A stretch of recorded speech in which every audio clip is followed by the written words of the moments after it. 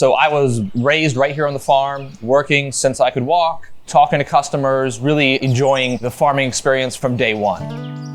I went off to college, studied horticulture and crop production, and really enjoyed science. During college, I worked inside a lab, and throughout my time there, I just saw myself looking out the window, just saying, I gotta get outside. So after college, and I realized it was time for me to come back to the business and really start the next chapter of my life, and that's growing this business. My name's Tyler Butler, third generation farmer at Butler's Orchard in Germantown, Maryland. As general manager, my job is to make sure that the day-to-day operations are running smoothly while also making sure that we're communicating in all the ways necessary, whether it's the farm market, our pick your own fields, or our agriculture farming aspect. And all three of those pieces have to work all together for us to have a very successful operation. The best part of my job is that it is never the same. Every day is different. I walk out my front door, I hop on a dirt bike, head to work, and I kind of assess the fields on my way down. I'm always thinking about what I'm looking at, maybe some projects to think about, checking these sunflowers are coming along nicely, and that's only within the 30 seconds I get to the market. Meet with my employees and do a morning huddle and really set the tone for the day. But the main thing you talk about is blackberries. The more thing what people do is go to blackberries. After the market, I like to head out onto the farm and do my rounds. I check over the main spots. It's a 300-acre farm. I could spend all day checking the fields and wandering around because it's just a beautiful place to work.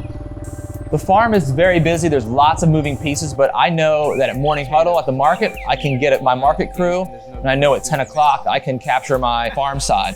And at that point in time, we can really talk about the pace of the day, where they're going, and for the week ahead, which really puts together the big picture for me that I can broadcast out to our fans on social media, marketing, and also our office staff. So really connecting the pieces. On a daily basis, I'm always thinking about Mother Nature, thinking about the guests, thinking about my personnel, and I'm thinking about not just this year, I'm thinking about next year. What's this field going to be next year? How am I going to get customers there? It makes your brain want to explode sometimes, but it's good.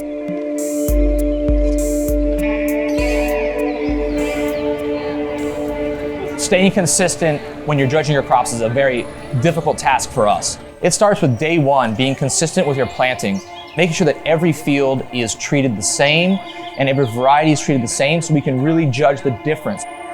For us, it's about documentation, taking videos, taking pictures.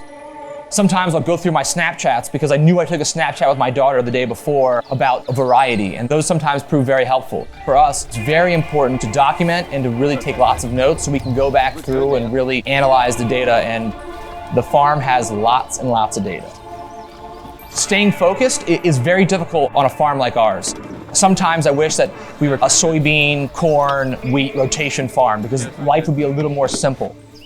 But having to really understand all these different crops, from strawberries to blueberries to pumpkins to apples to Christmas trees, is very difficult. Not only do I need to understand them from a science perspective, from a farming perspective, really understanding how each one of those grows and how to battle changes and battle all the things that Mother Nature throws at us, it's also understanding the customers and what they need.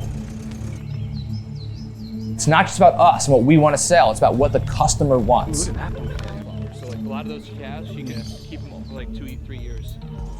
There's so many important aspects to my job.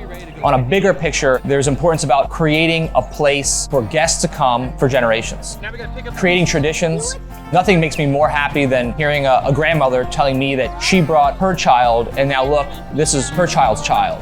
I experienced that with my grandparents, and when a customer tells me that, that makes me feel great. Yeah. He's like this. You can tell. Do you mind if I post that on Butler's? No, I'd love that. All right, put it up right now. Yeah. This is my life's work, and this is my art. I was never an artist, and now that I think about it, I'm creating this work of art on the farm. I'm planting sunflowers, I'm mowing mazes, I'm mowing a corn maze, I'm mowing a sunflower field. I'm placing trees here so my guests can have shade in 30 years from now.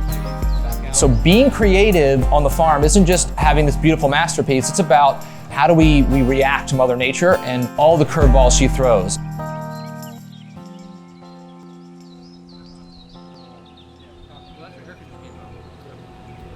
I've grown up living on the farm, working alongside my grandmother, my grandfather, my uncle, my aunt, my cousin, my brother, my sister, my dad, my mom. I mean, it's a family affair, and people don't realize that. Not once did my family push me to come back into agriculture. Not once did they tell me, you need to go to Maryland, because we all went there.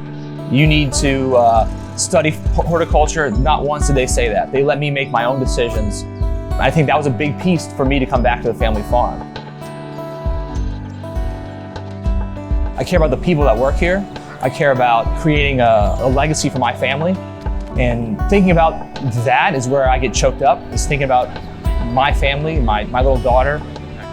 Like I said, there's no better job. And I think having emotion is the most important part of loving what you do. And I'm fortunate enough to really love what I do.